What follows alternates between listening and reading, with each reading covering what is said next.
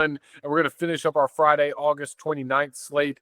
We've got Georgia Tech at Colorado, Folsom Field, Boulder, Colorado, as you guys know. Georgia Tech is favored by 5.52.5 is the over-under. And a lot of people are looking at this great matchup, right? Neither team's ranked in the preseason polls. Great matchup, but this isn't the Colorado of last year. This isn't the Travis Hunter, Shedeur Sanders. The only name still attached is Deion Primetime himself. Freddie, what are we feeling for this game?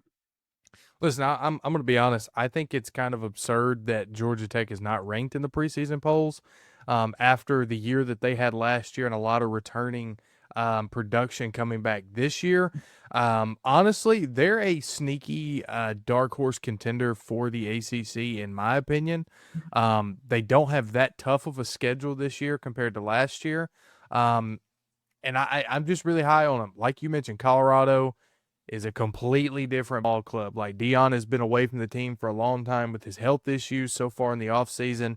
I'm glad he's okay, by the way. We did not do a video on that, but super glad that Deion is okay and glad that he's going to be on the sideline coaching for Colorado in 2025. Georgia Tech's favored by 4. I like Georgia Tech to win and cover. I like a Georgia Tech win by 10 plus points here. I just think they're a well-oiled machine coming from last year to this year. Like I mentioned, a lot of returning production.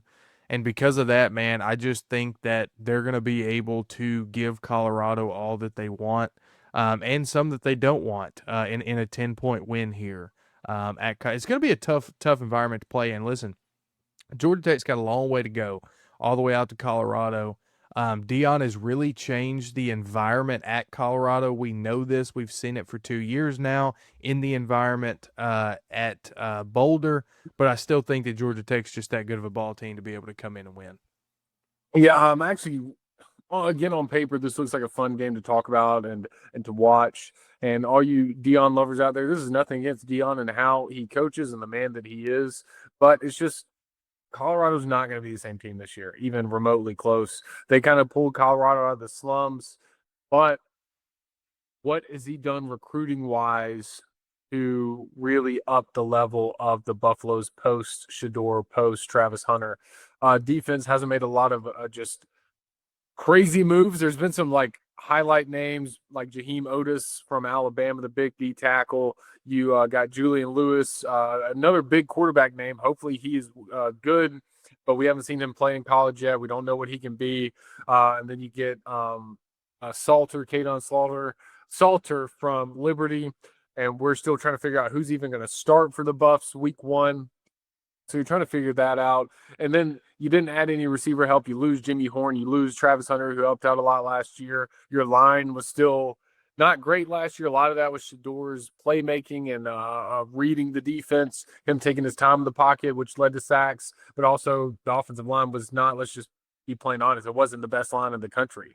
So that's something you walk into. And this Georgia Tech team, it came out firing last year. Granted, they did beat a Florida State team that went like 2-10 or whatever it was, 3-9. It was a bad Florida State team. 1-11. 1-11. Okay, 1-11 it is. And this Georgia Tech team is super exciting. Last year they lost a couple games just because it was close. They lost the not Florida State game, the Syracuse game by a score. Then they lost the Louisville game by a couple scores. But they also lost 2 games when Haynes King was knocked out of the game. He was already injured. He wasn't able to play in those games. And that was the Notre Dame Virginia Tech game. But this team also took a top 10 Georgia team to 8 overtimes. And Haynes King was putting his body on the line repeatedly. And then we were actually at that Vanderbilt game when Haynes King and the team, there's a large, like, thunderstorms and stuff like that really took him out of the game, almost came back and won that one.